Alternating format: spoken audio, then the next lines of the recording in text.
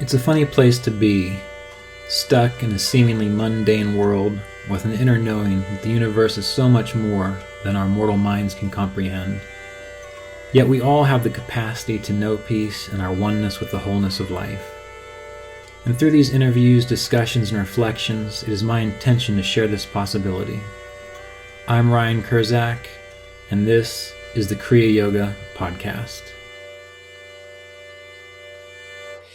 Welcome back, everyone, to the Kriya Yoga Podcast. I'm here once again with a very special guest from Ireland, David McGrath.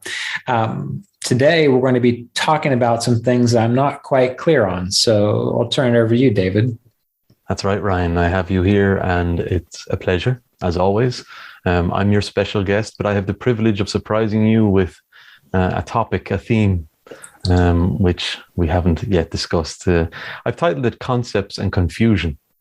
I think that might speak for itself, but basically, I thought that we could, on this podcast, just discuss some of the key concepts which are commonly referred to within Kriya Yoga and which are part of the practice and which actually form a fundamental part of our ability to move forward in our practice, but which can often cause a lot of confusion.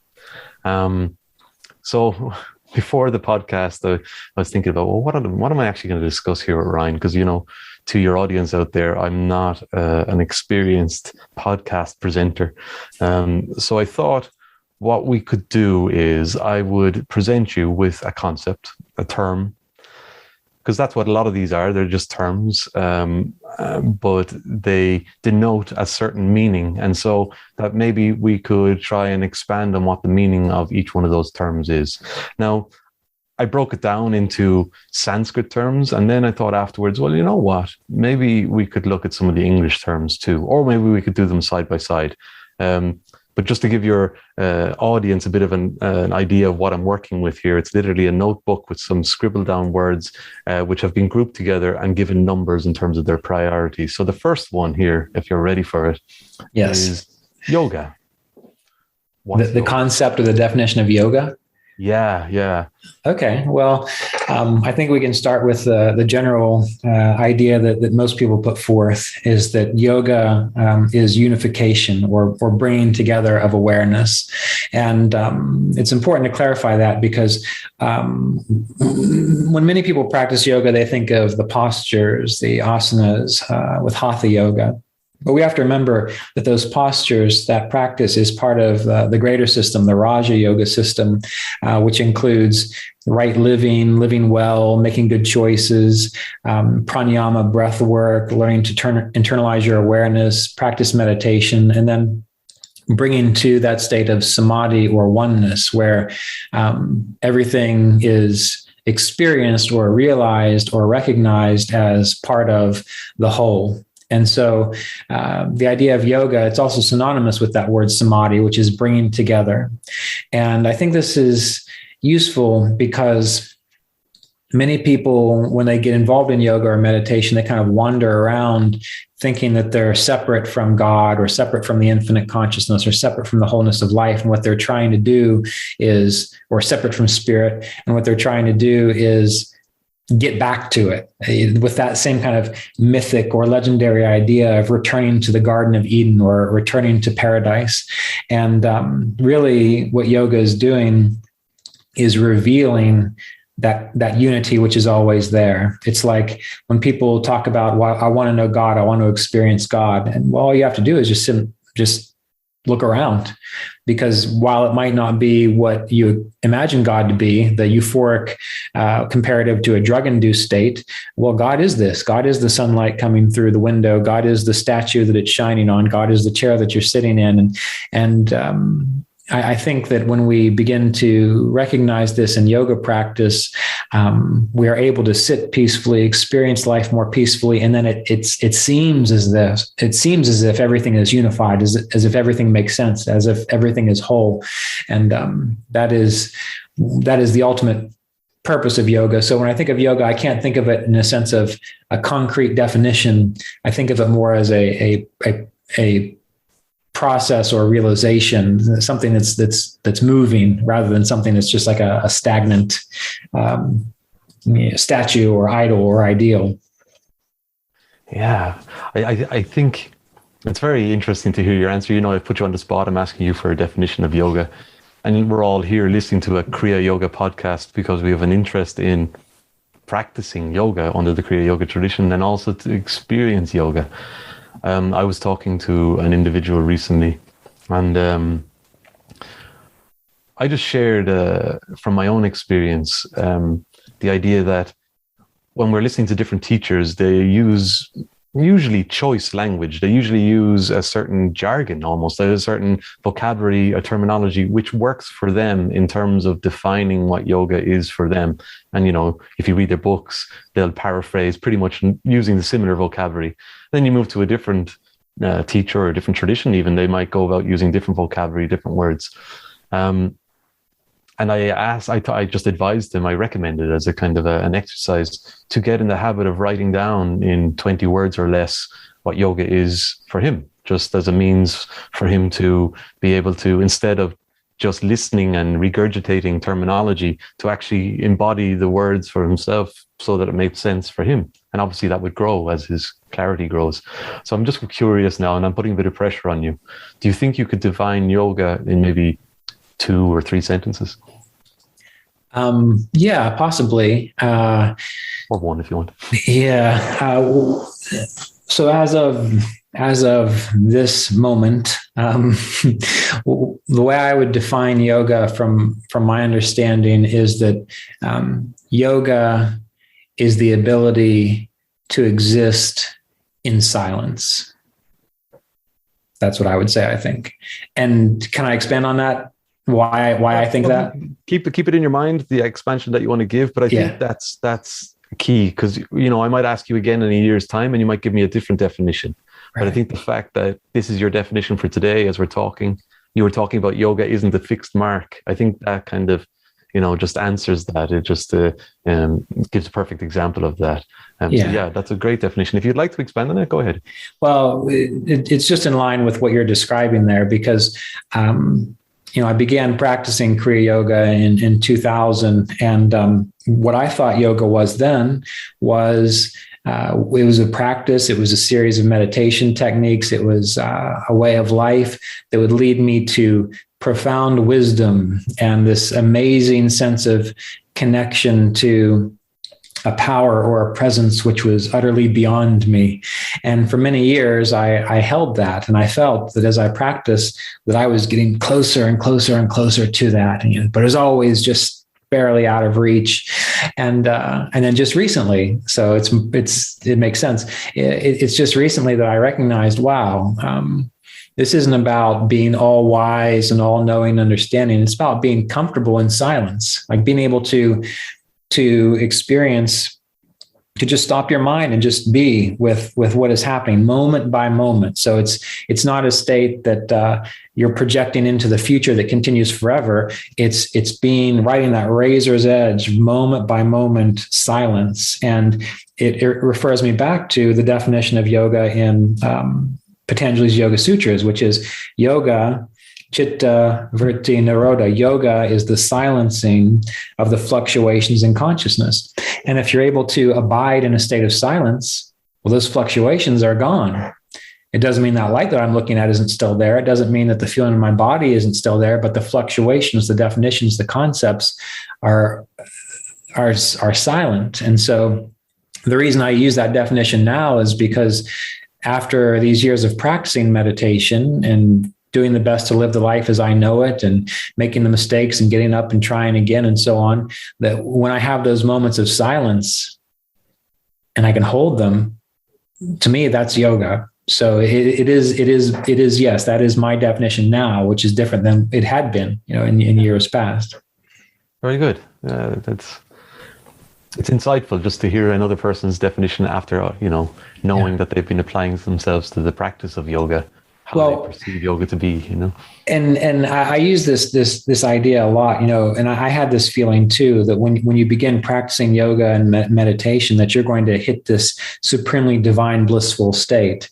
And you have that described in yogic literature a lot.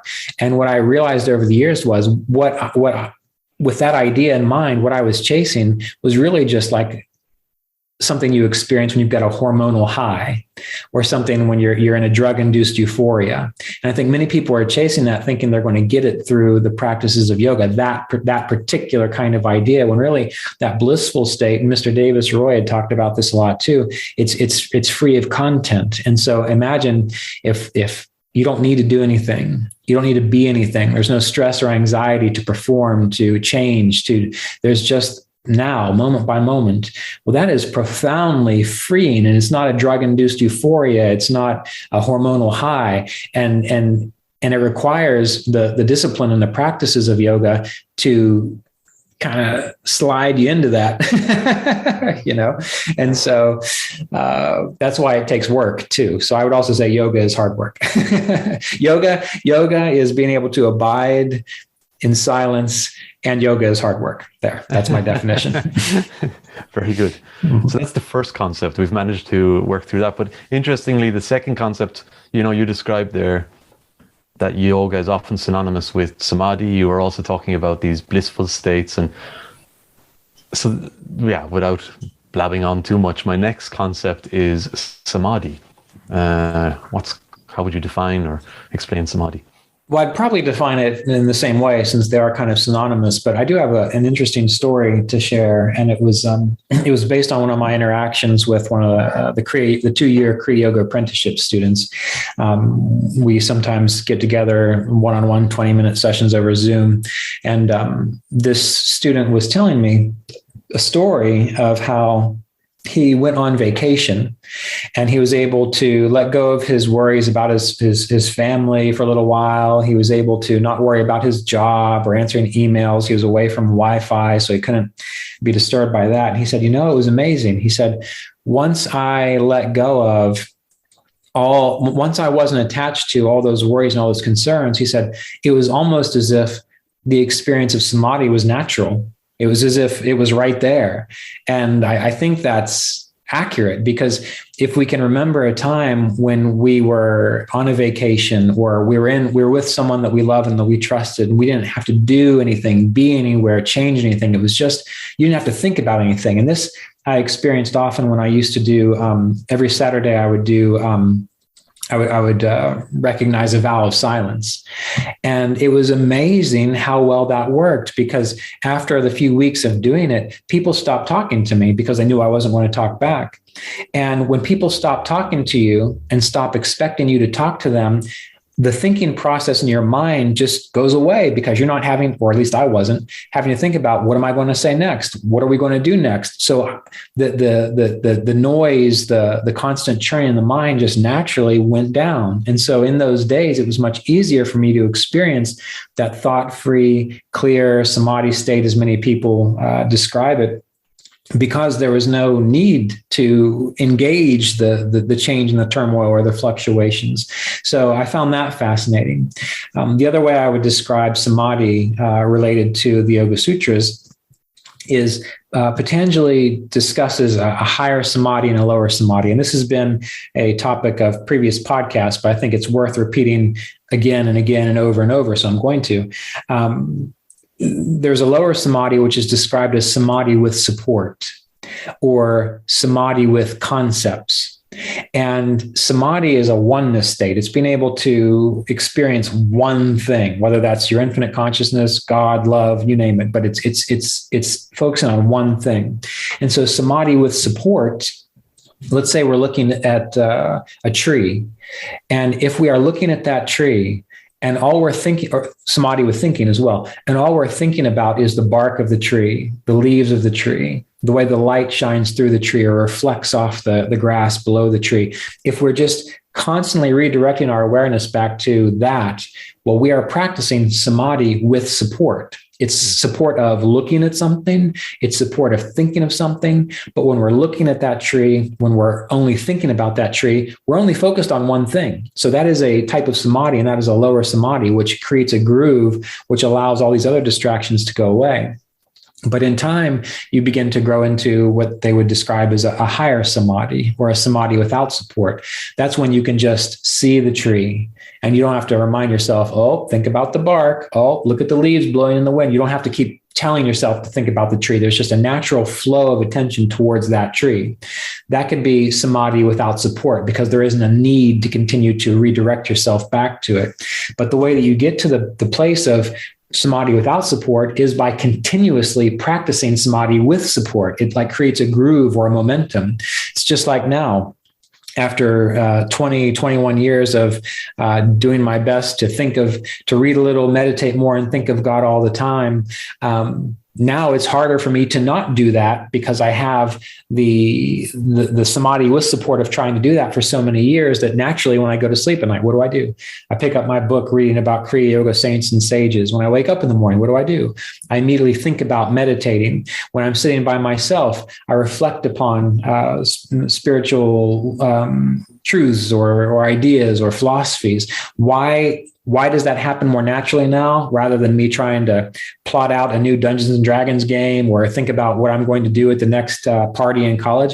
It's because I have not given support to those things. So anyway, that's the way I would kind of look at the idea of samadhi, as a oneness state. It's our natural states, the state of yoga, but there are also different variations of that. And we have to cultivate the lower stages so that we can eventually get to the momentum of the higher stages.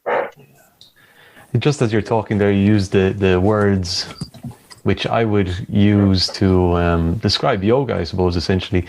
Like oneness is a term. If somebody asked me to describe yoga, I'd probably say oneness, and I'd probably say beingness, just being. And for me, in terms of samadhi, in order to keep the dialogue going here, and for me, when we talk about those two types of samadhi, with support, without support, the way I have understood it is that we can use our techniques as a means of developing concentration. And then it gets to the point where that concentration is effortless, but it's directed towards something tangible, a concept of some kind.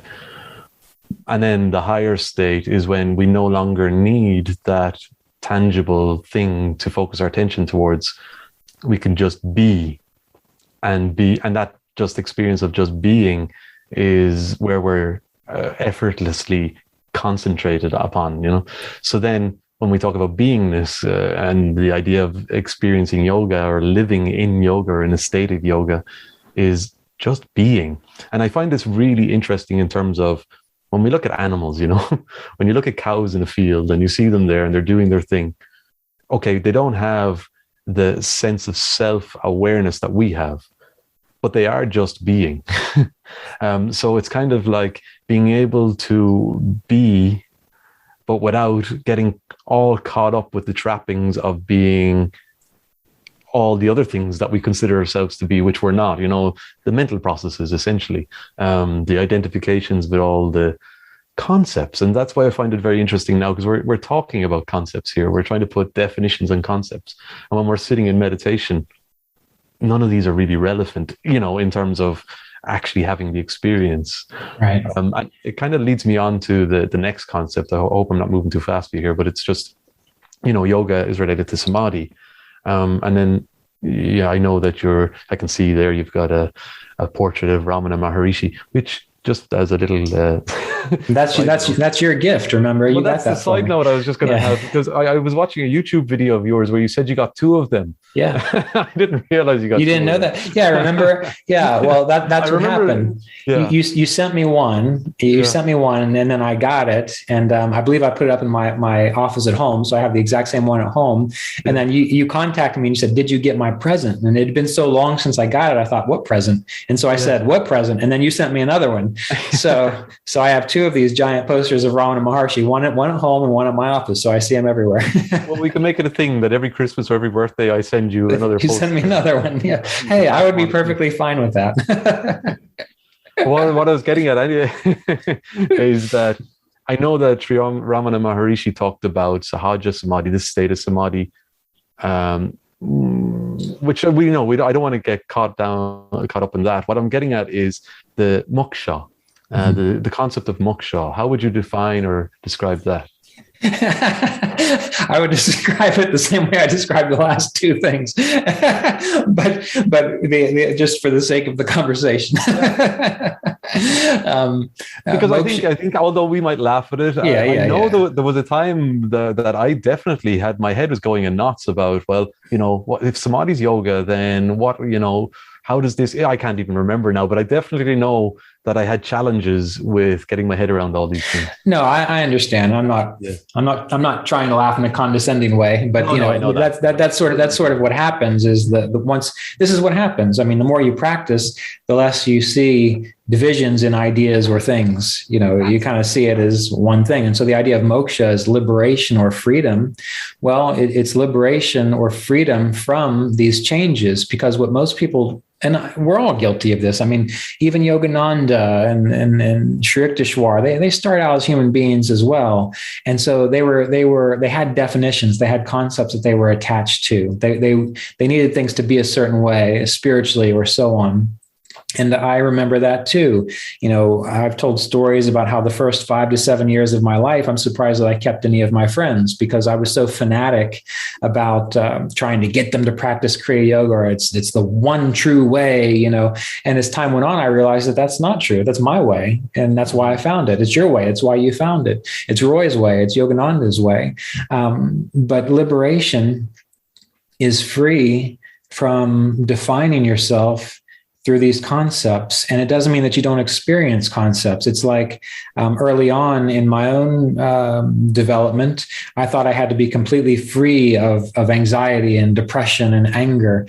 One time I realized, what? Being a human being means that you're going to experience anxiety, depression, and anger from time to time. The problem that people suffer from when they become neurotic about it, I think that's the right term, we'll have to have you clarify that, is when they become obsessed with it or define themselves by it. When sadness happens and that's all they can do is be so fixated on sadness and it's who they are, rather than it being like, the storm cloud passing through the sky. The sky isn't holding on to that storm cloud. The sky is experiencing the storm cloud, and then the storm cloud passes on and it's sunny again. And then of course it'll get cloudy again. So the idea of moksha is, in my opinion, I suppose, is freedom from that, which means that if you are free, if you are supremely free, then the idea is when concepts or activity arises in your awareness, moment by moment, you respond to it appropriately, and then it passes, and then you're able to be silent again. From a deeper yogic standpoint, moksha is that ability that you've practiced your meditation techniques, you've lived a lifestyle which is supportive of allowing you to go within and be free. Because what a lot of people, the reason they can't meditate well is because they're still caught up in so many dramatic relationships, or they're still attached to or addicted to, or they haven't done counseling on traumas that they've experienced. So when they go to meditate, all they're really doing is trying to fend off all these distractions and all these attachments and all the stuff there. Well, when you begin to experience moksha, it's like that just passes through you and you're not defining yourself by it. So then now you have the capacity and the ability to simply sit, be present, or breathe, or just hold your awareness on the fontanelle area or the crown of the head. And that is enough. And that is perfect. And so, as we were talking about with our previous ideas or concepts, you learn how to do that in meditation, and then you start experimenting with it when you're going for your walk, or when you're typing your email, or when you're talking to your spouse. You start practicing that ability to let go of everything else and just be there in that moment appropriately. And then you are free. Then you're experiencing moksha. Then you're experiencing liberation. So I'm sure there are all different kinds of subtleties and stages and ideas that we could relate to this practice of moksha, but I think really it's just recognizing your innate freedom in the same way you mentioned Ramana Maharshi. He knew he wasn't his body. And he and others, even Mr. Davis, would say that the biggest obstacle that we have in practicing yoga, that might even be mentioned in the Yoga Sutras, is the false identification with the small sense of self, of the body. And so when Ramana Maharshi experienced physical issues, he barely even noticed it because he was not identified, attached to it. He experienced freedom from that concept. And we can do this where you get to a point to where the things that happen in life, it doesn't mean that you're not engaged, doesn't mean that you're aloof. It just means that when something happens, okay, you deal with it, you don't let it define you, you move on. And the more you're able to do that, then the deeper you're able to go in meditation, meditation proper, the practice, because now you turn your awareness within and you don't have all this baggage holding you outward. So moksha is the ability in that sense to go within and abide there and stay there and enjoy it and be peaceful there and just abide there. That's probably the best word I can think of. Yeah, I think, you know, when we were giggling at the start about the overlap between yoga and samadhi and moksha, and the actual reality that it does create complication and confusion. And then through our process of adhering to the practice, we get some insight into what it means to internalize our attention and to establish a state of concentration. But quite often, you know, it can get very caught up in the idea that we need to become really good at meditation, as in it's something which is like the formal practice is everything, the meditation is everything, but life in itself isn't considered really a practice as such. I know the yamas and niyamas exist there, but I know that when I was involved in yoga and Kriya Yoga at the beginning, I gave a lot of emphasis on the idea of experiencing this state in meditation. But what I like from the idea of moksha or liberation of consciousness is the idea that this, you know, even if you've never meditated in your life, there might be some individuals like this. I'm not sure if I've met any, but there might be some individuals who've never meditated a day in their life, but maybe have the capacity to not be identifying with any aspect of the fragments of their consciousness. I think that's probably unlikely, but what I'm getting at is that meditation is the formal practice which goes side by side with the informal practice of our life, where we're learning to have the same disengagement or disengaging with the movements which are occurring in life. Not that we're not interacting with them, but just that we're not holding on to them and wanting to either, you know, the attachment or aversion, wanting them to stay for longer or trying to get rid of them. And so this leads me to wait before you go to the next one. Yeah. Because what you just said brought up some interesting points. It's the idea of the formal practice and the informal practice. A lot of people make the mistake of thinking they learn the meditation technique and then that's it. Like for Kriya Yoga, the Kriya Pranayama and so on. And the idea of moksha, it's to experience freedom. Well, for moksha to happen, you have to do whatever it takes to experience freedom, which means that, and we've had this conversation, I know, informally on our own when we're not doing podcasts and we've just visited and been talking, the idea of mental and psychological and emotional well-being. Well, if you need to see a counselor or work with a therapist to work through stuff that you can't work through, that's just dug in and stuck, that you don't even have the objectiveness to see or to experience or have the tools to work through, well, you can try to meditate all you want and it will benefit the body with relaxation. It will give you greater concentration. But if you haven't dealt with those things, you might still consistently experience an underlying tension or anxiety or neurosis. That must be the word of the day. But if you are a yogi and you're practicing yoga, and you know this, then what do? You go find someone to help you out. And that in itself, the counseling, the therapy is a method of experiencing moksha and liberation. And the reason I became so kind of passionate and interested about this, even though my college education was in psychology, I kind of poo-pooed it and acted like it wasn't as important because I thought surely yoga should take care of it all. But it was my own experience of re-experiencing therapy and counseling that started to point out, wow, once I started to see the inner landscape and I had help from someone who could look from the outside in and use the skills and tools that they had, such as EMDR and somatic experiencing to get through those things, it was as if meditation became even effortless. It became effortless because I was not wasting all my energy or contending with all this unresolved stuff that was so far back there that I couldn't experience it or see it. And even when it came to the front through meditation, I didn't know what to do with it because I didn't understand what it was. And so by going through that process, that was an activity of experiencing moksha and liberation, such that then the formal practice became almost effortless because I already knew how to meditate. I already knew how to sit still. I already knew how to do the things that you're supposed to do as a yogi,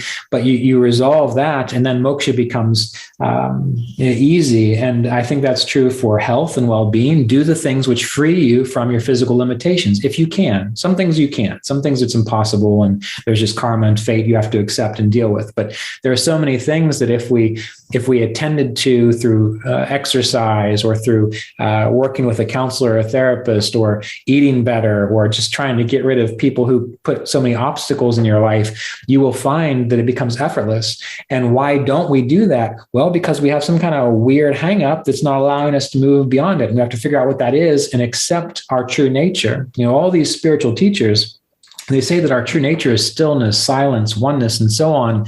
In the Bhagavad Gita, there's a statement that Arjuna was born to a divine destiny, and he needs it for him to act like he should just drop his bow and be pathetic and depressed. Krishna says to Arjuna, this is beneath you. You are of noble birth. Stand up, Arjuna, and practice yoga.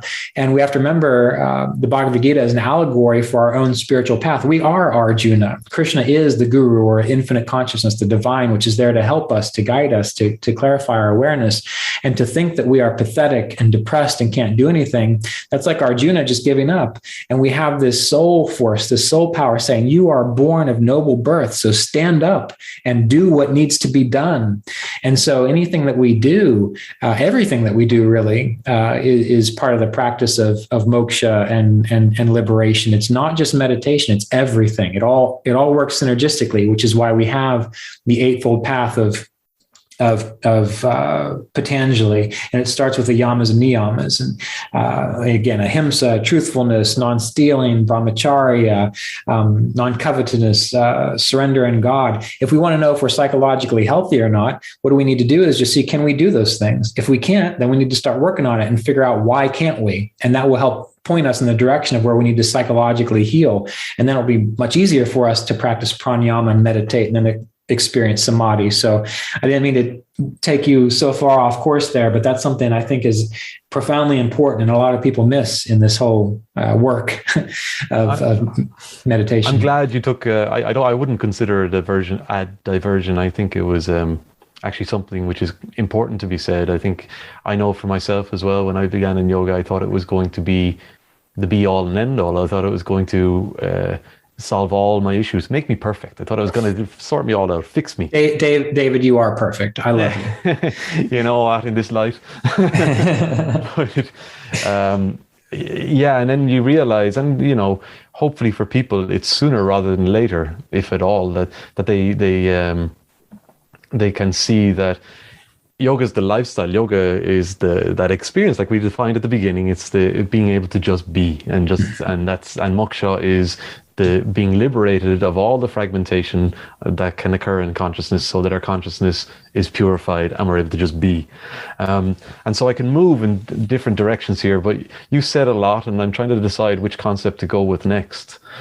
I think relevant to meditation and you're talking about receiving therapy to work with what's going on at a deeper level of our psyche.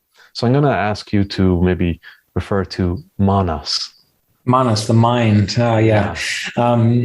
So I love that term really, because there's just so many levels of subtlety to it. In a way, it's where the idea of man came from, M-A-N, like humankind, how man was born. And that's not to be gender insensitive. It's just like a human being. We've used the term that way. And when we think about Samkhya philosophy and even the descriptions within the holy science, Sri Ishvara defines this kind of experience of consciousness becoming more and more involved in nature.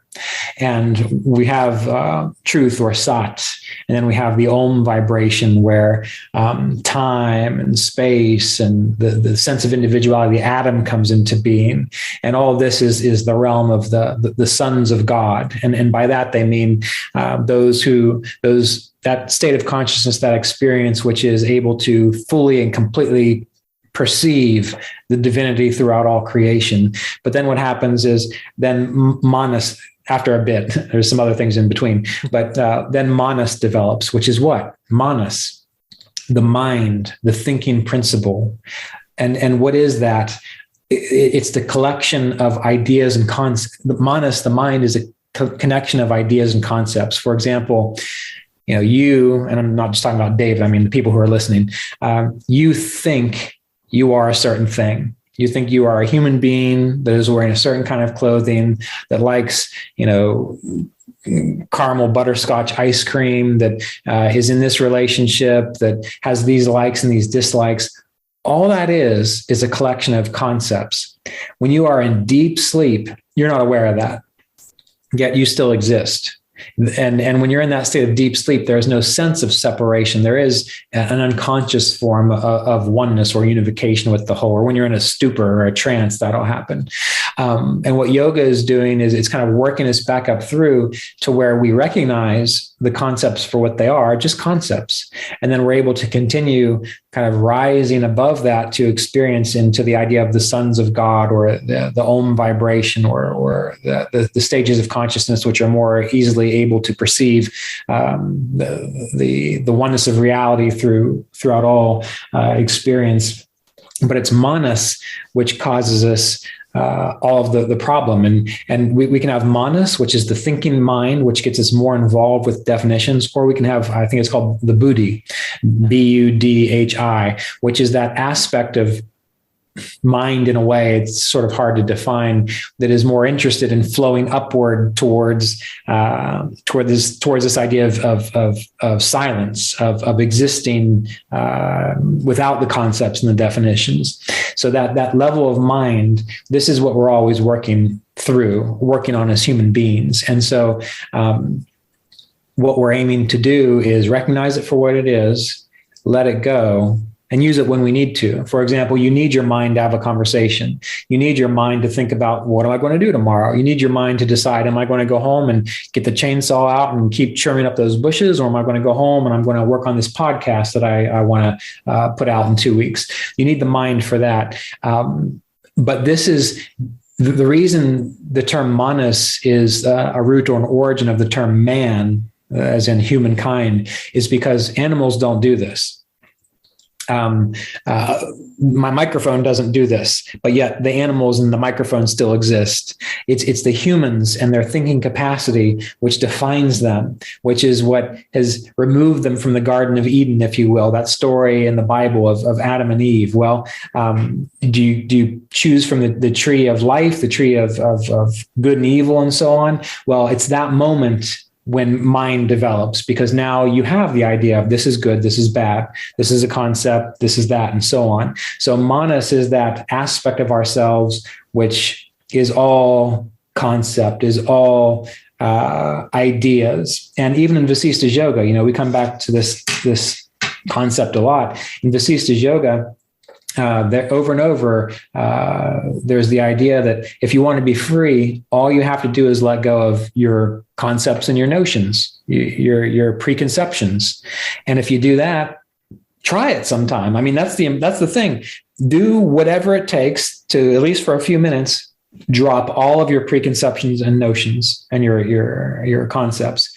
If you do that once a day for a few years, you're going to be surprised at what you realize. But that's what meditation is supposed to do for you anyway. So I don't have an easy definition for manas, other than I would say it is the thinking principle. It is the ability to define and conceptualize things. So it's the root of this whole talk today.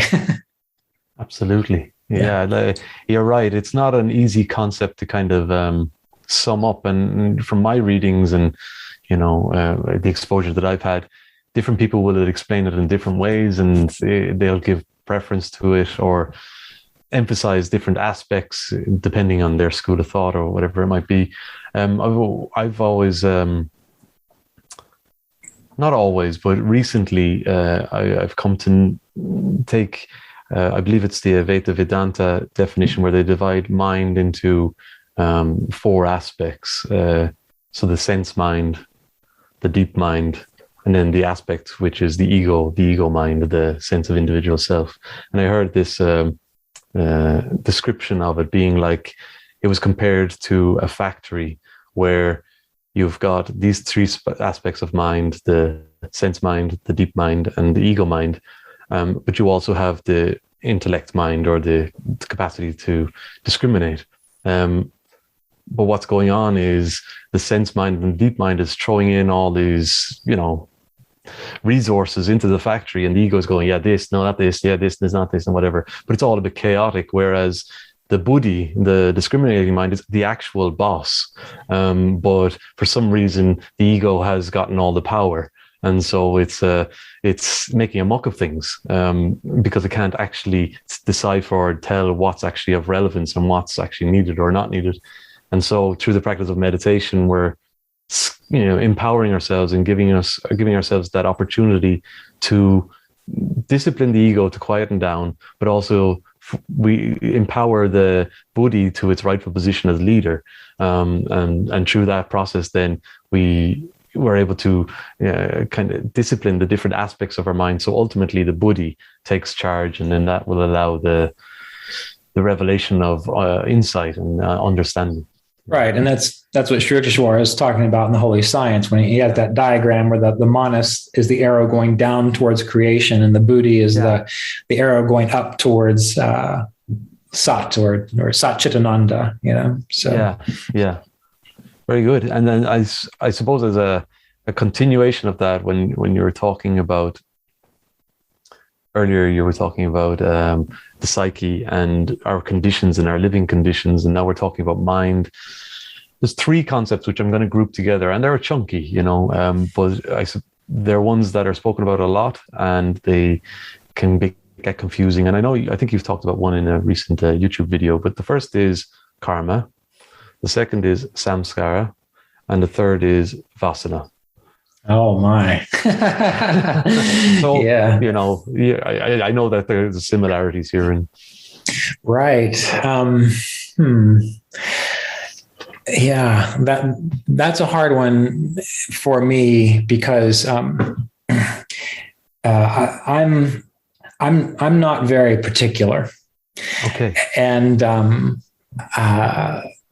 so I always liked Ramana Maharshi's discussion when he was asked about Samkhya philosophy or the definitions of consciousness, and he was asked, should we study these different principles of consciousness as just basically like what we're describing, the buddhi, manas, all these things, and Ramana Maharshi came back and said, well, do you dig through the trash before you throw it out?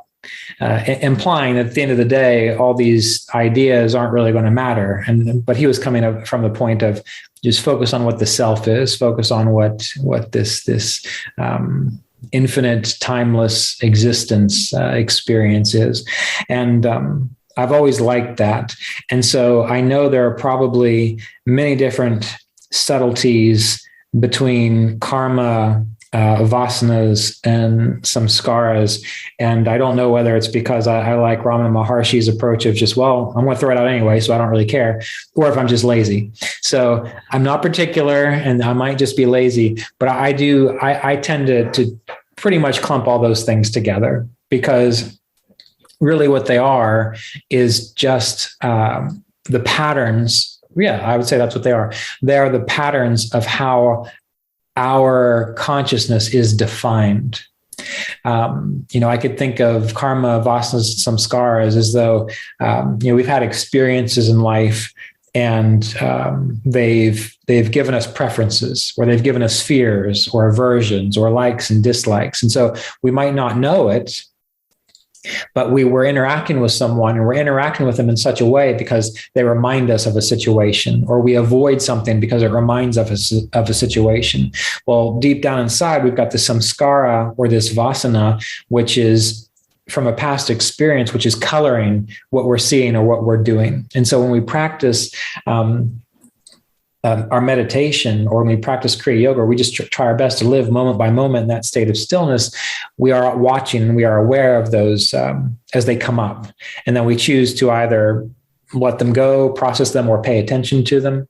But ultimately, they become less, they become weaker because we're in the present moment, and we're letting go of our sense of being controlled by them. The karma, I guess I could say, has a little bit different connotation to it, because karma is the idea of action, things which are happening. And so a karma is any activity that we do, or kriya is an activity that we do, and a karma is a result of that activity, and we can sustain that. So for example, if I have the karma to drink green tea, I've done it for 20 years. And so now when I go to the coffee shop and they say, "What do you want?" I just blurt out tea, because I've done it so long. So that's a karma. It's a tendency. It's a vasana. It's a samskara that I have. And then when I decide to drink the tea, I'm acting. So I'm sustaining that principle of karma, which means next time I'm probably also going to do the same thing. So karma, vasana, samskaras, in my mind, are really the habits and the patterns. Some are more obvious, some are more subtle, that define the behavior of this seeming individual that we call Ryan or David or whoever's listening. So I would like to defer to you, because I think you are not quite as lazy and a little more meticulous about these types of things. So what would you say that the in one sentence is karma, in one sentence what is vasana, in one sentence what is the samskara? Well, you know what, I might be interested, in understanding and having definitions for each one of those, but I think it's very true, or there's truth in well, obviously there's truth in what Sri Ramana Maharishi said, because he was an example of truth, but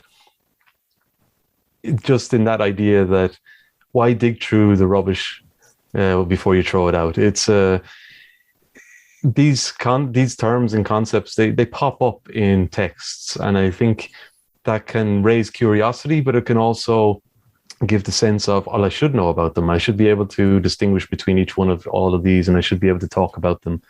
I've heard another teacher being asked to describe them, and he just said, well, they're all karma. Essentially they're all karma. And I've heard Roy talking about it.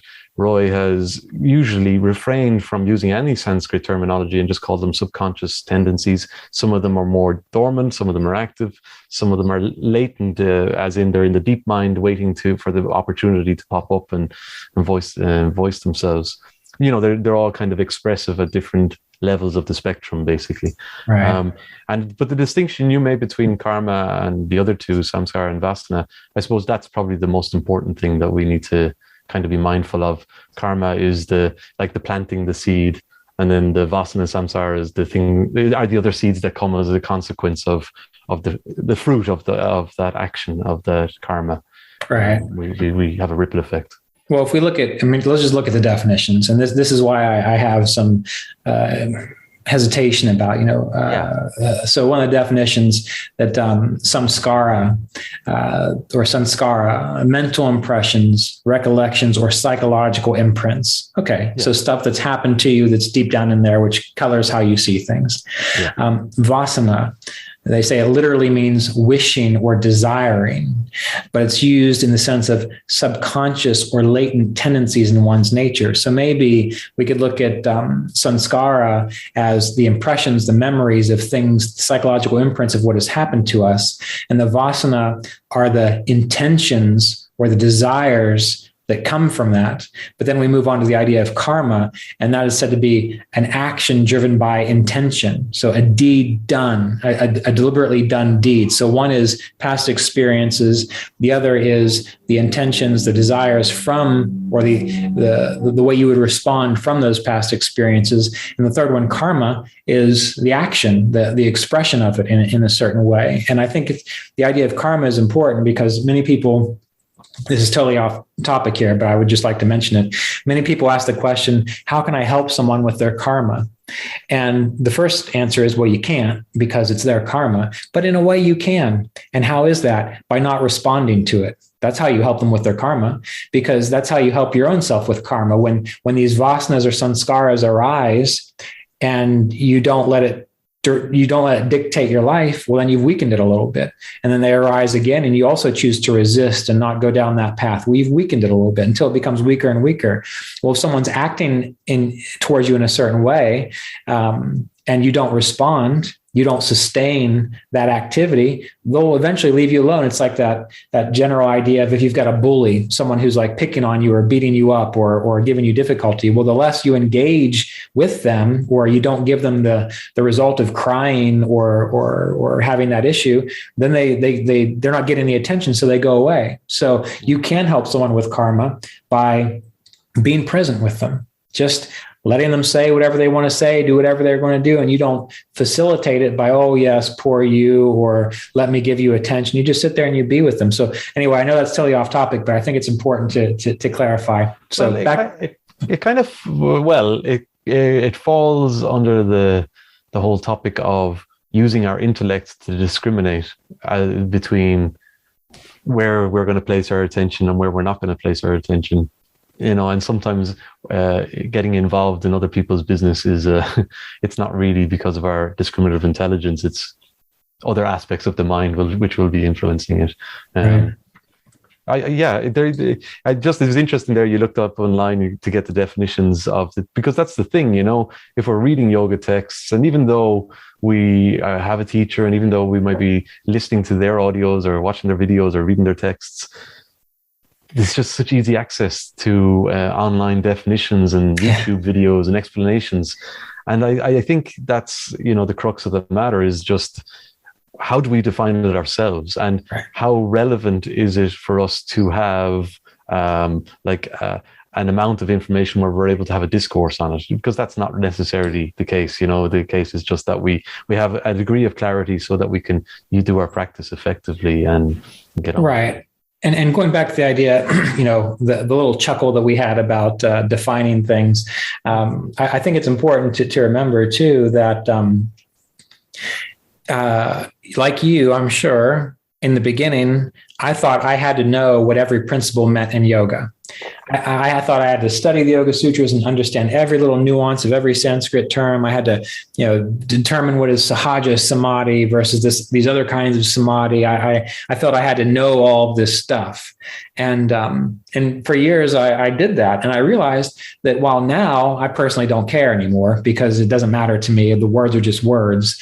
But early on I needed them because they kept me, because I was more of a mental person at that time, they at least kept me in the game. Yeah. They kept me thinking about yoga. They kept me being intentional. They kept me wanting to know more. But then again, as you know more, you become less caught up in the words or the definitions or that kind of a thing. So I think it's very important that if people do want to explore the definitions and the concepts, and it is of interest to them, by all means, do it, because that is something that's keeping you engaged in the process. But be all right if, as time goes on, you lose. You don't need that to do it anymore. It's like you don't need the guide anymore. You're able to just simply continue in that state without having to be very specific in your words and your terminology. I mean, it is important to be intelligent about how you use words. But, if you would have talked to me 12 years ago and you would have said, let's have a discussion on philosophy. Oh, yes, that'd be wonderful. Let's talk all night long about philosophy. Now I do enjoy doing it on podcasts and so on, but if we're just out and if I was with you and we were, hiking through the mountainside, or are there mountains in Ireland? There's hills. Okay. If we were trekking through the hills in Ireland and you wanted to talk about philosophy, I'd be like, shut up. let's just go on a hike. There's a time and a place for everything. And there's no reason to not do what you need to do to keep you going, to keep you interested. So I think that's important to state. Yeah. Like you're bringing to mind, I did a video series on YouTube on Samadhi, I think, just referencing the different stages of Samadhi as outlined by Patanjali in the Yoga Sutra, you know. But at the same time, it's only as useful as we need it You know, when we're at a point in our meditation practice, we can't always be. There's a time to let go of things. There's a time to kind of just see the purpose of something and then let it go. And even in the Yoga Sutra, we can see how there's almost an evolution in the teaching, that what has been said at the beginning is that's the core of things. And then as we're moving through, it's kind of just, if you didn't get it at the start, here's some more, and here's some more, it's kind of, even when we're talking about this, we're giving our definitions, our interpretation, our perspective, but there's no absolute answer to all of these things. And I suppose that's what it comes back to, is just kind of trusting your own intuitive knowing. And so even though people provide frameworks, even though we've got concepts to help guide our way along, to act as a support and a measure of how we're doing, ultimately it gets to a point when we need it to be clear. So we have to let go of stuff, including concepts. Yeah. I mean, some of the, what's that? Were you going to say something? No, I was going to ask you if you wanted any more concepts. maybe one more. But you know, some of the most clearest, peaceful, aware people I know have no understanding of yogic philosophy. Exactly. Yeah. Some people in my life I know who they meditate, they're interested in meditation, and they're just good people. They care about the planet. They care about others. They essentially live a yogic lifestyle. But if I would ask them, what's a Vasana? What's a Samskara? What is, Adrida yoga or Adrida karma and these types of things? They would have no idea what I'm talking about. And so the reason I don't spend a whole lot of time being too concerned about it is because what I've observed is the people who are doing their best to live a good, compassionate life, who are doing their best to just practice meditation, yoga, to experience inner stillness. It's that simple. And I've just always been so impressed with my friends and so on, who didn't go through all that rigmarole, I guess you could say, that I went through, of trying to study every angle and define every word. And I'm like, wow, I feel like, why did I have to do all that? Yeah. But I did, because for me, it was necessary. I don't know why, who knows why, but it was. So it's just important to remember that, the reason I'm saying this is because many people I've experienced have been very judgmental of their yogi friends who aren't so up on every sutra or on every principle of yoga. They act like, oh, they must not really know what they're doing, when they probably know a lot more of what they're doing. So we need to do what we need to do for ourselves and not worry about what other people are doing, really. Yeah. And the information and the knowledge that we're gaining is to assist us in the practice, not to hinder us. Right. Get exactly. Trapped in delusional state that we have it all figured out. Yeah. Yes, that's for sure. Yeah. I can give you another concept, but if I do, just bear in mind that it will be hefty. It's a big one here. Okay. All right. I'm ready. This will be the final one. I'm sure you'll be well able to talk about it. Let me stretch a little bit. Get the stretches in. You've kind of actually alluded to it when you were talking about Samkhya and you were talking about the evolutes, but the concept is Purusha, Prakriti, and Ishvara. Ooh, yes. That is another good one. What makes this hard? Well, okay, let's just go with it. The idea of Purusha. Some people define this as the self or consciousness or spirit. That's a hard one to pin down because you can't see the self or the spirit. You can only be the self and the spirit. And that's the purpose of meditation, to where you are able to abide again as the self.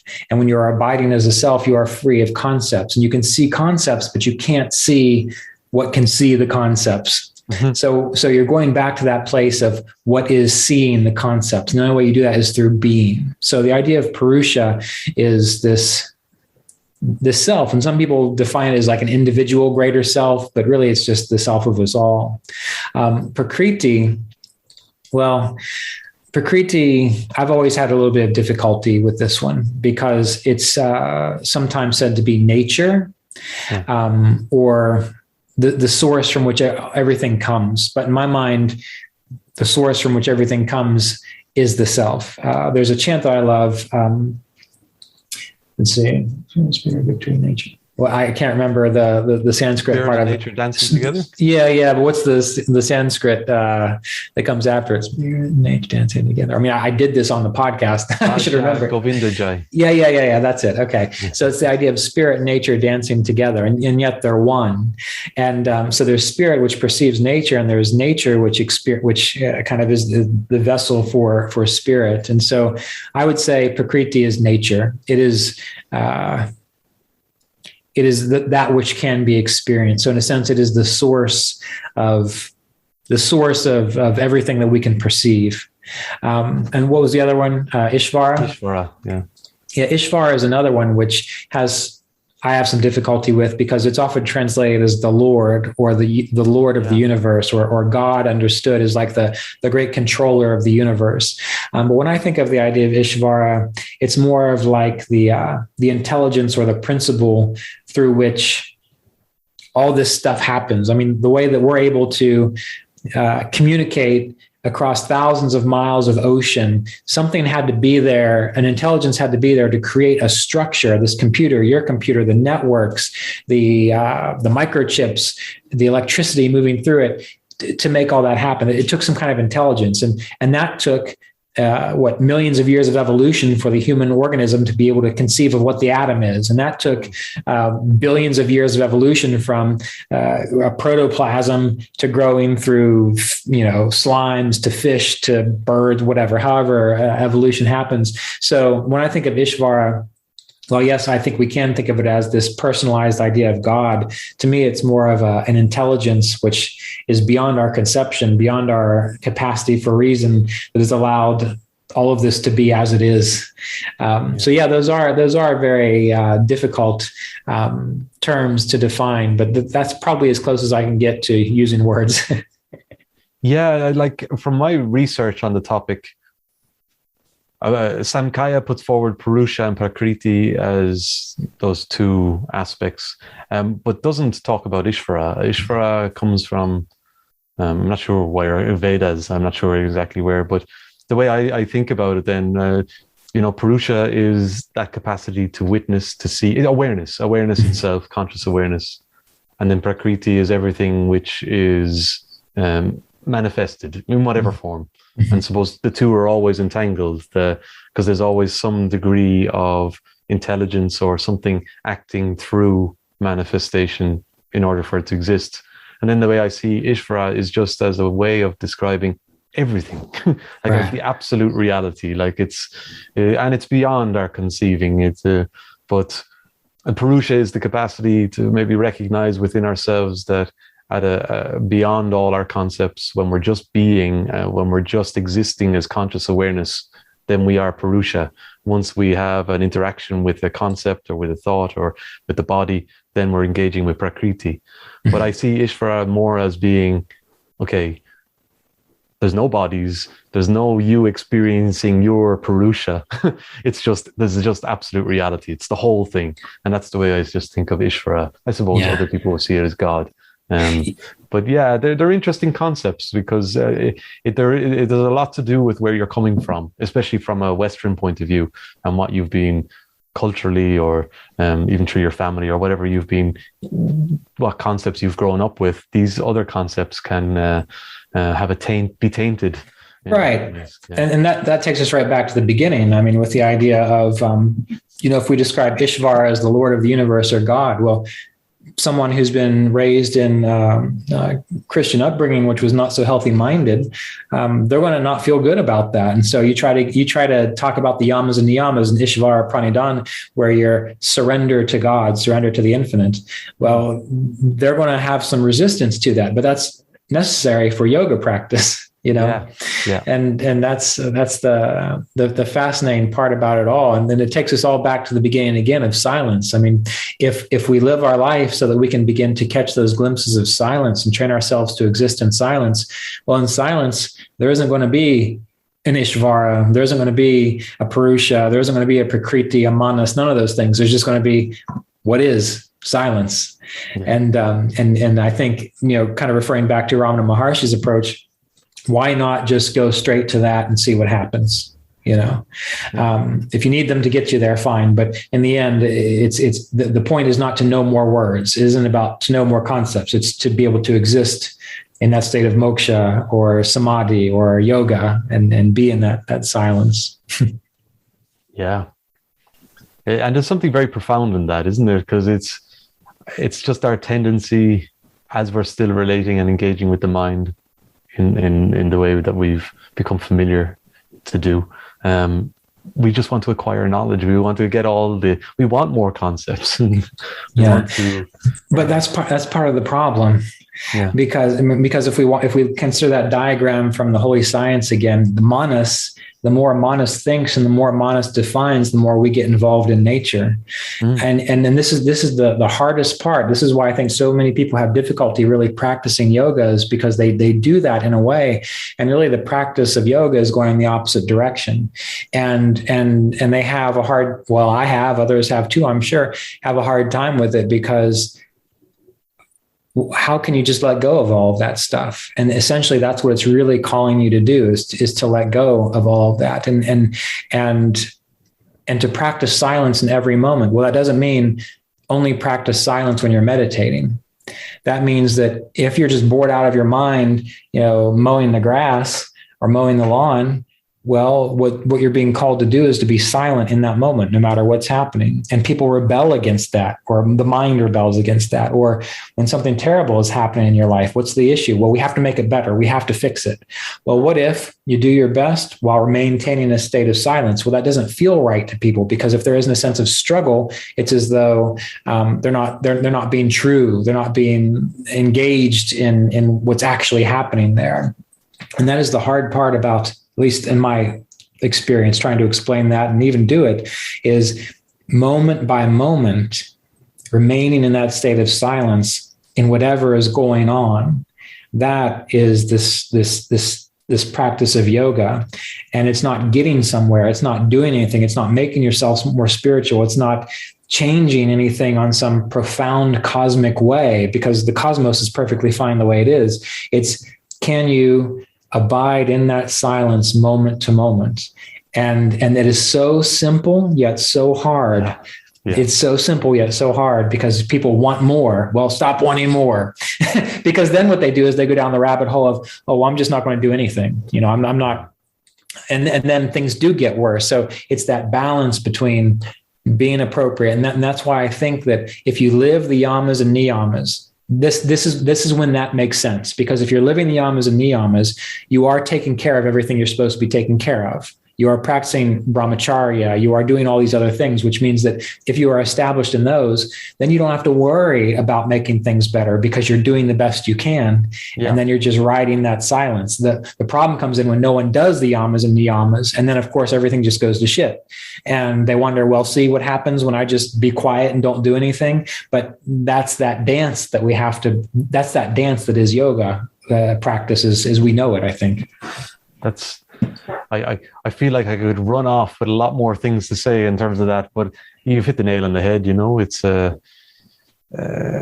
yoga. As we go back to the very beginning, it's defined as union, and there's just one unified reality taking care of itself, and our place in it is pretty much just to allow it to flow, to allow it to just keep going and allow its expression.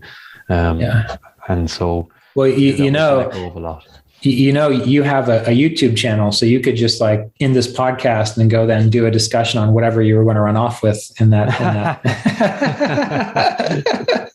You're giving me homework. Yeah. Yeah. I have a question. Okay. I had a question that came to my mind there. When we were talking about art earlier, and I feel like this might be an interesting way, a light-hearted way to finish up the podcast for the people listening, because it's, there's been some very heavy concepts.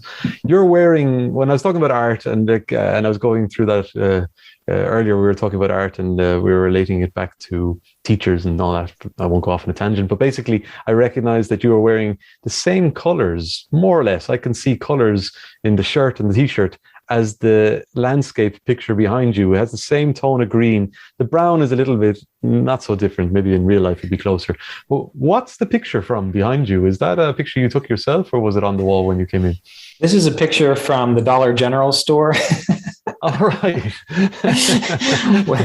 when I was, I thought I wanted to decorate my office. And so this is just a printed, probably $3 picture that I found at a local store, which is not very expensive, but I liked it because I do like nature, and I do like, I like nature, and I like pictures of nature. I'm not the type of person that likes, the streak of purple across a canvas, and that's art. I don't get that at all. I don't understand that. To me, that's something I could do. But when I see pictures of nature and I see it done well, that's what inspires me. So that's what that is back there. Well, I think I'm going to have to do another video series on what is art. But anyway, yeah. But the picture is very kind of, I thought you might have taken it because it's your style. I've seen pictures that you posted in other places, and that you like the rays of the sunlight. Yes, exactly. For some reason, that always gets me. Like you've seen it, on my Instagram page and on the Mahavatar Babaji Garden of Faith book. Yeah. There's the sun streaming through. This is my backyard. And what I love is every spring, this is what my backyard looks like every morning, because there's a little bit of mist, and then the sun comes through and strikes it. I always liked looking at light rays. I've always liked watching the sun come through curtains or blinds. I don't know why, but for some reason for me, that's always, or watching light reflecting off of water, like on a lake or a stream. To me, that is the most beautiful thing. So that's why I like that stuff. Very good. Very good. Yeah. Well, now when your audience, when people are watching YouTube videos, because this is a podcast, they can't see it, but when they watch your YouTube videos, they'll see this picture. And they will know. They'll feel, it won't be something they can have doubts about, or yeah. I've ruined their imagination. Now they have a yeah. Yeah, it's nice. Well, very good, Ryan. It's been a pleasure talking to you. And, I didn't get to talk about any of the English termed concepts. We'll have to do a podcast at some later point in relation to them. Yeah. But I think there's enough food for fodder here. Yes. For people, yeah. Well, thank you for taking the time to do this. And I'm sure we'll be in touch again in a few weeks or a month or so. Absolutely. Absolutely. All right, David, you take care. Bye-bye. This episode of the Kriya Yoga Podcast was made possible by donations from Kriya Yoga apprenticeship students and supporters of our Patreon community at www.patreon.com/Kriya Yoga.